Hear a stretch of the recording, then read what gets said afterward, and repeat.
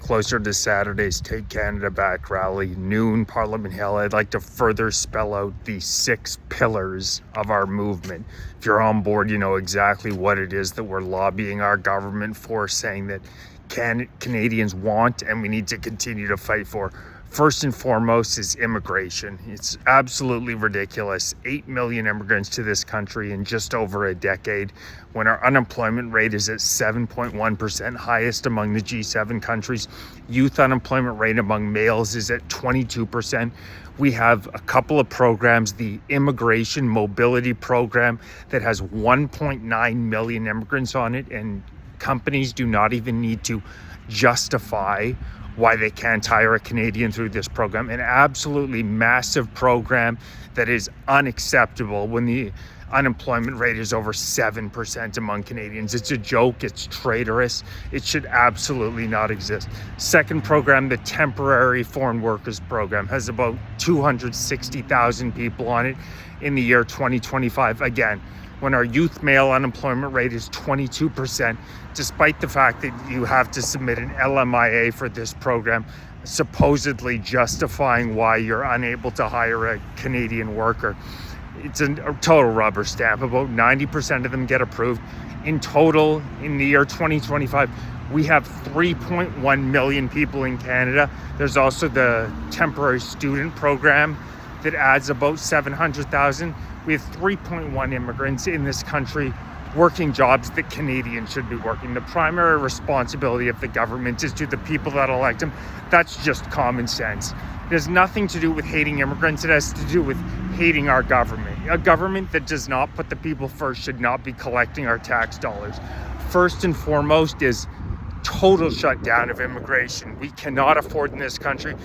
Also culturally, you see the rapid shift that we've seen in Canada, even in the past decade since Trudeau was elected, has been shocking. To have 26.4% of our country be first generation immigrants is total insanity and a slap in the face to those of us who have ancestors who fought at Vimy Ridge, fought in World War II. We deserve to benefit from the government that our ancestors built this country, and those get out of here with the argument about, well, we're all immigrants. No, people were settlers. They showed up here, and there wasn't the existing infrastructure. When our ancestors showed up, they didn't show up into a country that already had a functioning government, incredible functioning infrastructure, incredible welfare system that they're now here to benefit from. It's a total ridiculous argument, and also just because at one point in the early 1900s there was a period of high immigration, you cannot say, oh, for infinity, Canada needs high immigration. Facts on the ground matter. The world evolves. I'm not saying we should never let immigrants in. Of course, there are tons of immigrants who have made positive contributions to Canada. Absolutely. When the settlers showed up, the Indigenous helped in many ways, and they're an incredible part of Canada.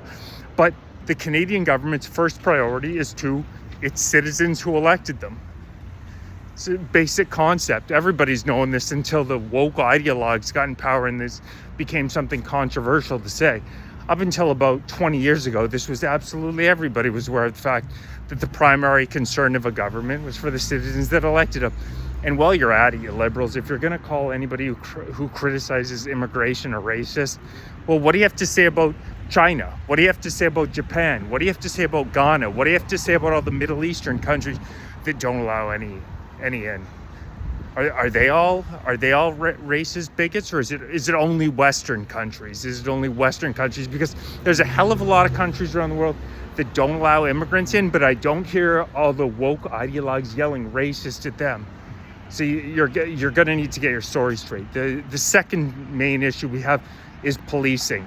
A spat of disgusting stories. Break and enters, 46-year-old man dead. Somebody who'd essayed a young child getting out and doing the exact same thing again. The crime on our streets is unbelievable. The open crack smoking. Never seen anything like it before in Canada. We need to reinstate 3 strike laws, the Castle Law.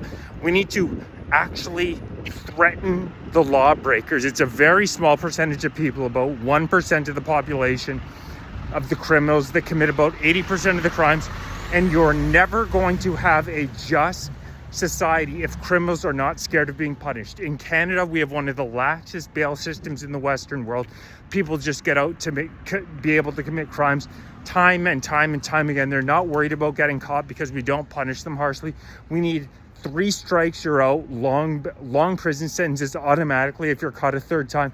And if you're caught essaying a young underage child, lock them up and throw away the key. That's disgusting. People who do that stuff should not be out on bail. We need to reform our police system. Violent crime rates across the board. Violent crimes up about 50% in the past decade in Canada.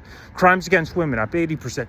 Petty crimes up 100%. It's pretty ironic that the Liberal Party that claims to be all for women's rights have seen a 80% jump in crimes against women since Trudeau came in. We need a total reform where criminals are actually scared of getting caught for breaking the law. Third issue is free speech. Bill C-63 is an assault on all Canadians' free speech, unlike anything we've seen in the Western world. It's more extreme even than the so-called Online Safety Act that was passed in the UK. It proposes the creation of something called a Digital Safety Commission with 10 unelected bureaucrats and an ombudsman who would have the capability to throw any Canadian in prison, not for anything they've said, not for anything they've done, but for being reported that they are likely to say something hateful in the future. This is Orwell on steroids. If Bill C-63 passes, it is the end of free speech in Canada. The creation of a Digital Safety Commission that can put you under house arrest, give you an ankle bracelet, and confiscate your weapons out of the fear that you may say something hateful in the future? Are you fucking kidding me? This is the Minority Report on steroids. This is an absolute joke and it cannot be allowed to pass. It would also expand the definition of hate speech to include fomentation of detestation and vilification. The Liberals are going to, we know, abuse that like crazy. It also threatens lifetime imprisonment for so-called incitement to genocide. If you want to look for any incitement to genocide, check out Canadian streets of who our cops are rolling the red carpet out for. Those people those Islamists yelling through their loudspeakers sure like inciting to genocide. So Bill 6-3 needs to be killed. It's pillar of Canada, pillar of Western civilization is free speech. If woke ideologues don't like what you're saying, too fucking bad. Bill C-63 has to die. Issue number 4 is enough of this stomping on our Charter of Rights and Freedoms. Bill C-2 proposes that every Canadian who has a computer is considered a digital service provider, and if it's deemed in the national security interest, the government can read through every single digital communication you've ever made. It also would allow the federal government to access any mail prior to opening it if it's deemed in the national security interest. This is a blatant stomping of our Charter of Rights and Freedoms that cannot be allowed to pass. Bill C-4 also retroactively to the year 2000 absolves the federal government of any wrongdoing with any of our data. Can you imagine the millions of pieces of data that they've collected over the past 25 years? How much misuse there must be for them to want to cover it up. So Bill C-2, Bill C-4 cannot be allowed to pass. Stomp on our Charter of Rights and Freedoms. Canadians say hell no to that. 5th and 6th issues are housing and healthcare, very strongly correlated with the unlimited immigration. But housing prices since Trudeau was elected have shot up like nowhere else in the Western world, whether we're talking rental, whether we're talking buying. Hospitals, it's estimated 70,000 Canadians die a year needlessly because of our broken system. Again, because we have too many people coming into the country. These 2 issues need to be rectified. Immigration is a big piece, but we need to build more houses, let fewer people in. The Liberals are only building about 220,000 houses a year. That's not nearly enough, particularly when you're allowing 1.5 million people in the country.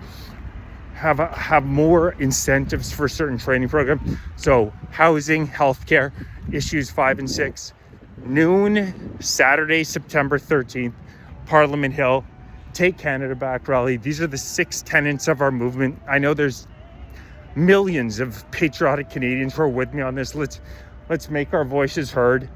Please like, share, join, become a member, support this movement, support it from the ground up. Help me mobilize. I know there's a hell of a lot more of us patriotic Canadians than there are woke ideologues, but we have to get our voices out on the streets. Saturday, September 13th, noon, Take Canada Back rally. Patriotic Canadians are done being quiet.